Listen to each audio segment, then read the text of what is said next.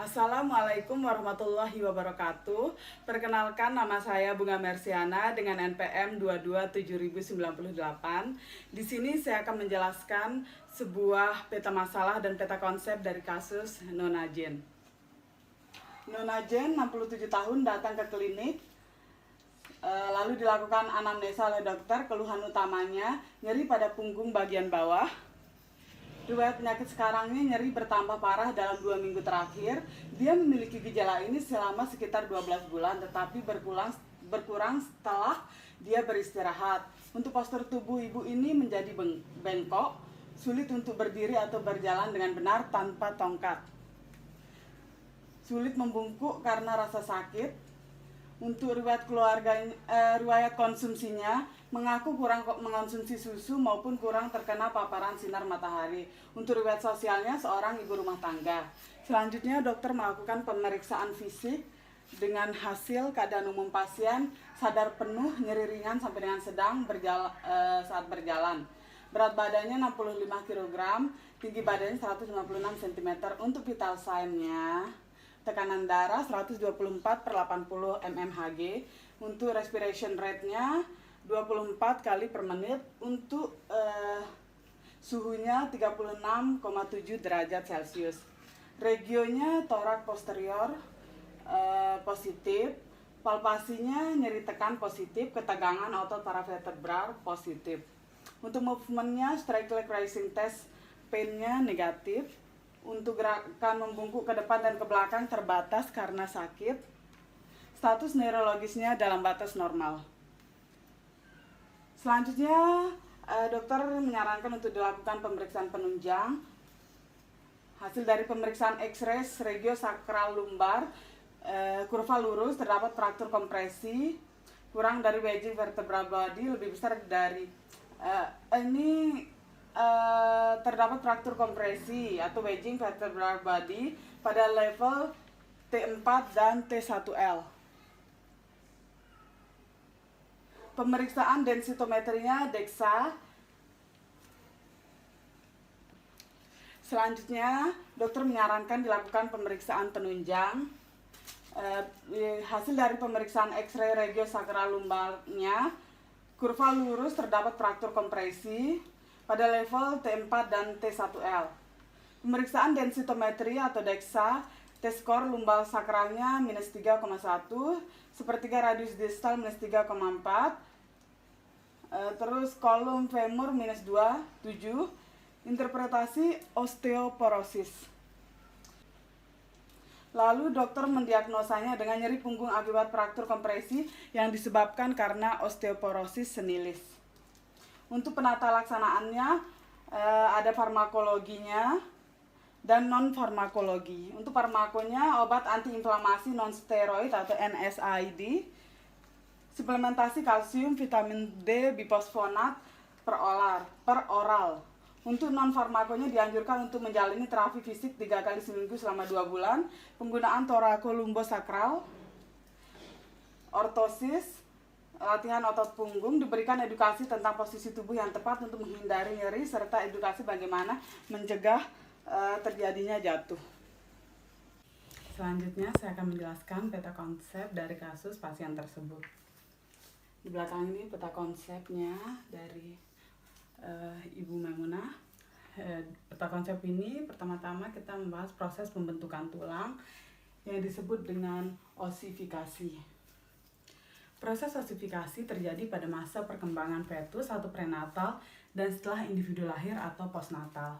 Osifikasi dimulai saat dalam rahim yang awalnya tulang rawan hialin dan membran fibrosa lalu akan membentuk yang namanya osteoblast. Osteoblast kemudian menghasilkan osteosit dan matriks. Selanjutnya berdiferensiasi menjadi osteosit. Di dalam kasus ini pasien mengalami nyeri di bagian tulang lutut kanan, di mana lutut bertambah nyeri ketika ditekuk. Di dalam lutut juga terdapat sendi yang merupakan persendian paling besar pada tubuh manusia. Sendi ini berada di antara os femur dan os tibia. Sendi lutut merupakan sendi sinovium yang memiliki ciri-ciri mempunyai kapsul sendi, mempunyai membran sinovium, dan permukaan artikular dilapisi oleh tulang rawan hialin. Lutut kita dapat bergerak bebas secara stabil tanpa bergeser dari tempatnya karena ada ligamen yang merupakan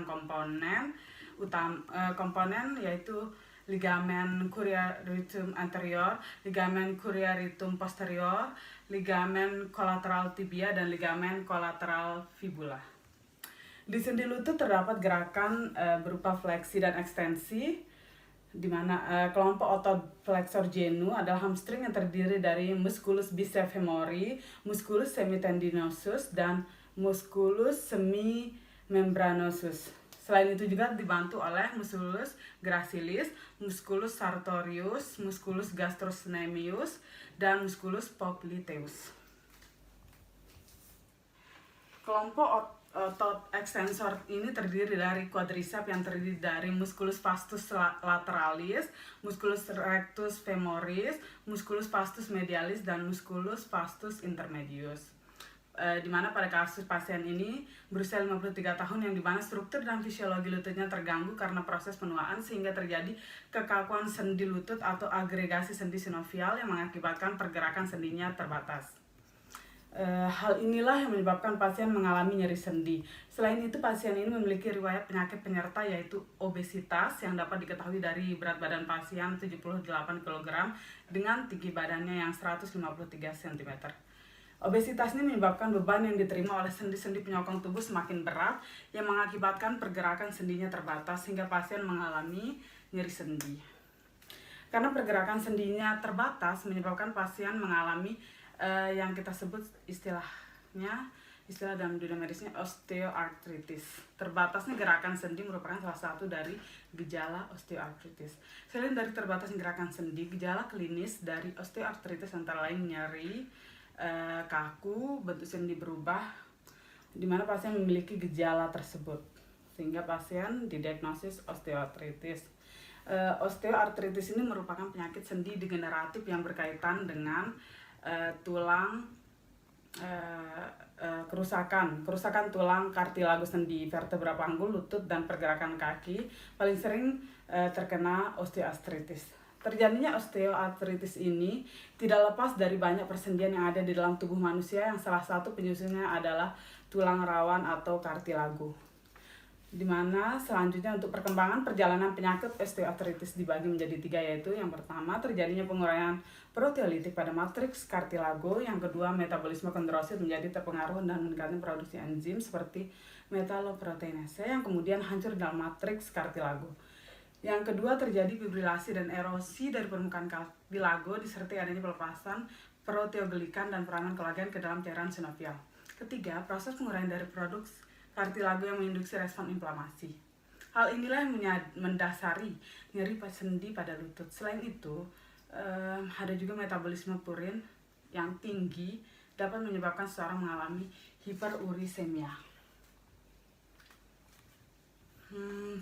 Selanjutnya untuk proses metabolisme purin menjadi asam urat sendiri, yaitu pembentukan asam urat dimulai dengan metabolisme dari DNA dan RNA menjadi adenosin dan guanosin. Yang selanjutnya proses ini berlangsung secara terus-menerus di dalam tubuh.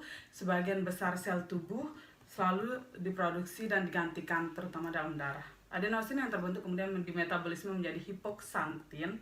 Hipoksantin kemudian dimetabolisme menjadi santin. Sedangkan guanosin dimetabolisme menjadi santin.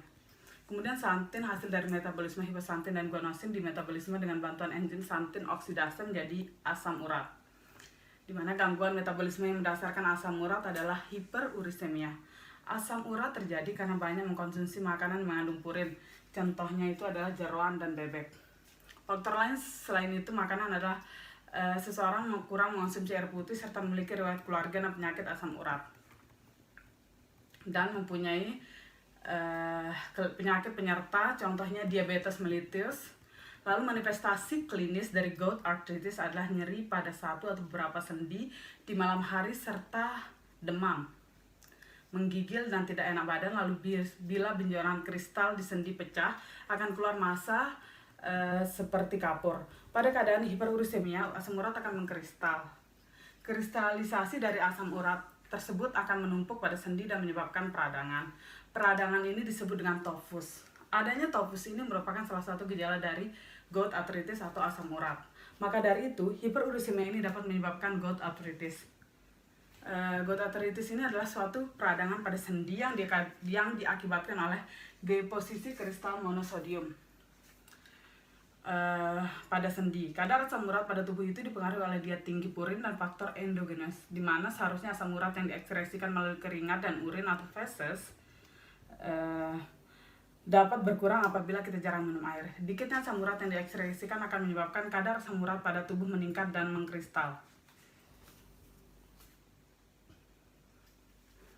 Hal tersebut akan menyebabkan gout arthritis, yang dimana peradangan pada sendi diakibatkan oleh asam urat yang mengkristal ini mengakibatkan nyeri.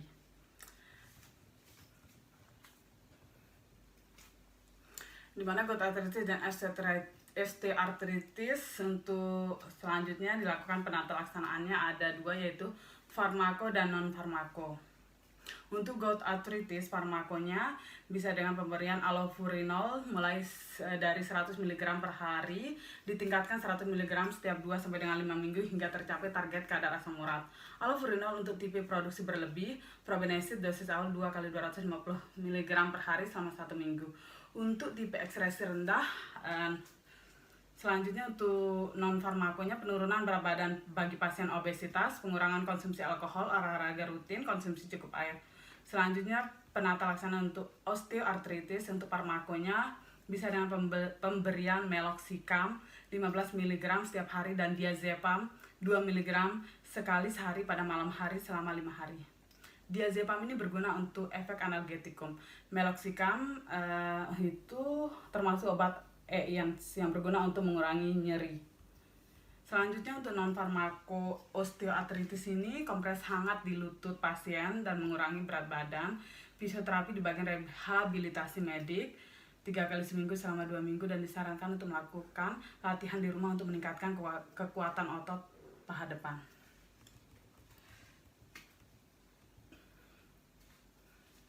Selanjutnya BHP dan PHOP pada kasus pasien ini. Untuk benefisiennya, dokter melakukan penata laksanaan berdasarkan pemeriksaan fisik dan pemeriksaan laboratorium. Pemeriksaan laboratorium dan pemeriksaan fisik untuk menetapkan diagnosis pasti dari pasien. Selanjutnya untuk non malfisiennya, dokter melakukan tindakan yang tidak boleh merugikan pasien dengan prinsip do no harm, dengan memberikan tujuan yang tepat, dosis yang tepat, dan alasan yang tepat.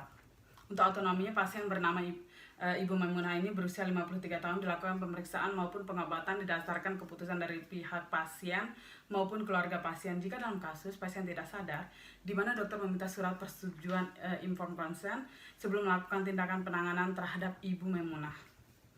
Untuk justisnya, dokter memperlakukan dan melayani Ibu Maimunah dengan adil dan tanpa membeda-bedakan pasien berdasarkan latar belakang, suku, ras, agama maupun status sosial pasien. Selanjutnya, untuk PHOP-nya, pertama, health promotion berupa edukasi atau penyuluhan tentang apa yang dilakukan untuk menghindari terjadinya osteoartritis dengan gout, makanan yang harus dipenuhi dan dihindari, olahraga yang harus dilakukan. Selanjutnya, specific protection, menjalankan general check-up secara rutin pada kelompok beresiko, lalu memberikan pada pasien dengan asimptomatik, untuk melakukan tes darah secara rutin seperti tes hipertensi, kolesterol, selanjutnya asam urat. Pada kelompok beresiko dan juga pemeriksaan harus dilakukan secara berkala sehingga faktor pencetus dapat dicegah sedini mungkin. Menurunkan berat badan pada kelompok masyarakat yang memiliki overweight atau obesitas. Selanjutnya, untuk early diagnosis and prompt treatment-nya, memberikan pengobatan ketika mulai mengalami gejala sakit berdasarkan resep dokter.